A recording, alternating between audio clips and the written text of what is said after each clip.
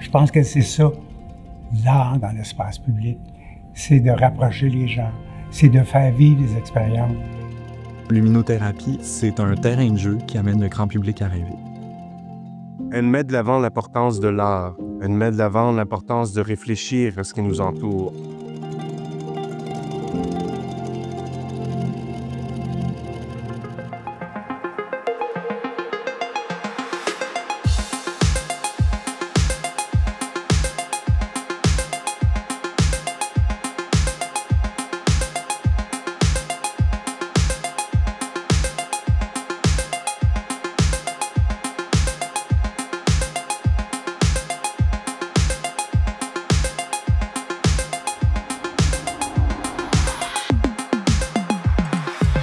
L'idée est née avant que j'arrive au quartier des spectacles, donc 2009-2010. L'idée était de proposer une activité en complémentarité de l'offre existante dans le quartier des spectacles et de pouvoir faire appel à des créateurs pour venir un peu dynamiser l'espace public. Je pense que ça a été un peu, du moins, le début où le public pouvait toucher enfin à ces installations-là. On prenait le pouls de ce que ça voulait dire, l'interactivité ou l'immersion. À travers le temps, on s'est rendu compte que c'est quand même complexe. Parce que la place du festival, c'est énorme. On se rappelle, c'est cette place-là qu'occupent les grands festivals. Donc, ça prend des installations d'envergure. Luminothérapie, ce qui est important de mentionner, c'est que c'est complètement gratuit. Et puis, comme ça dure tout l'hiver, on peut revenir autant de fois qu'on veut. On peut amener des amis, on peut amener des membres de la famille. Ça offre aussi l'opportunité de voir des œuvres d'art dans l'espace public, ce qui est hyper important. On peut être émerveillé par cette proposition-là, puis voir tout ce que l'art nous propose finalement là, en plein milieu d'un espace urbain. L'aspect de luminothérapie pour Tourisme Montréal, c'est quand même assez important parce que pour nous, on veut véhiculer l'attractivité de Montréal à travers chacune des saisons. Donc, luminothérapie, son caractère distinct, c'est d'amener de la chaleur. On dit toujours que Montréal is not cold, is cool. Dans ce sens-là, bien, ça vient ajouter à la valorisation de la ville dans un climat hivernal. Le côté ludique, faire en sorte que ce qui se passe sur le terrain, ce que tu vis comme visiteur, ça t'ouvre la porte à des contacts.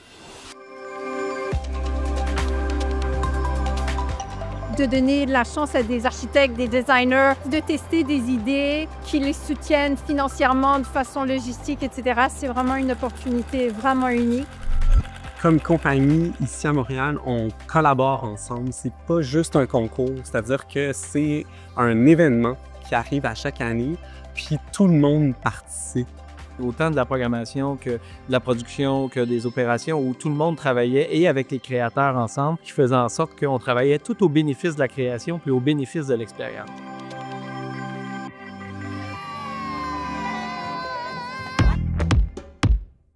Aussi, on avait un défi, le défi que tous les musées ont, c'est qu'on se ramassait avec de plus en plus d'œuvres qu'il fallait garder dans des conditions pour les maintenir. C'était aussi de trouver une solution. On disait plutôt que laisser ces œuvres-là que des créateurs, des artistes, des designers ont mis de l'avant, est-ce qu'on pourrait pas leur donner une deuxième vie puis d'être capable de les faire circuler? Une fois que l'œuvre d'art public est créée, elle ne m'appartient plus. Je trouve ça vraiment beau de voir que l'œuvre voyage, qu'elle visite plein de villes. C'est beau de voir l'œuvre évoluer, de voir l'œuvre changer.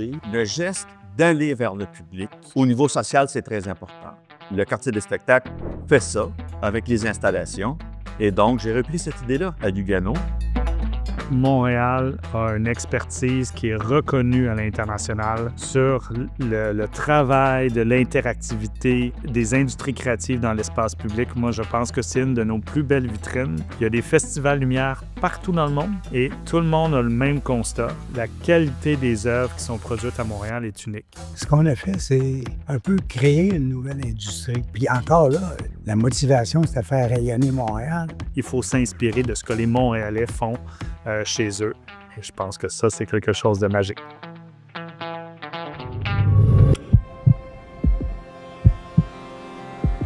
La pandémie nous a permis, dans le fond, de repositionner le concours pour continuer à faire des appels de projets, donc de poursuivre puis même d'amplifier ce volet-là et vraiment de l'inscrire dans un parcours centre-ville. Une chose qui m'a vraiment frappée, c'était pendant la pandémie, le cœur battant. C'était une campagne de communication où, tout d'un coup, à la même heure, à 6 heures le soir, des lumières rouges un peu partout s'illuminaient au rythme cardiaque C'était le cœur battant pour la culture. Et pour moi, ça m'a profondément touchée. Je pense que la lunothérapie prend encore plus de sens avec l'arrivée de la patinoire de l'Esplanade Tranquille. Ça devient vraiment un complément puisque ça devient un parcours, puis on peut connecter, se promener autour de la patinoire, puis d'aller juste vers ce quartier des Affaires. Puis éventuellement, on souhaite de l'amener aussi jusqu'au village. Donc tout ça, ça nous permet de vouloir aller au centre-ville, de pratiquer des sports d'hiver, puis de vivre une expérience artistique et culturelle. Je pense qu'il y a de l'avenir pour l'hiver à Montréal. Au lieu de rester chez nous, embrassons l'air et sortons dehors. S'il y a quelque chose de plus touchant à retenir, c'est l'effet positif que les gens ont un sur l'autre. Mais pour moi, ça, c'est super important. Montréal, c'est ma ville. Et les gens qui se greffaient à l'équipe avaient toute la même maladie. On était des amoureux de la ville, des amoureux de Montréal. Ces amitiés-là, ces collègues-là que j'ai découverts, on est encore très proches. À Montréal, il y a ce sentiment-là qu'on fait tous partie d'une communauté, puis c'est beaucoup grâce au quartier des spectacles et à l'immunothérapie.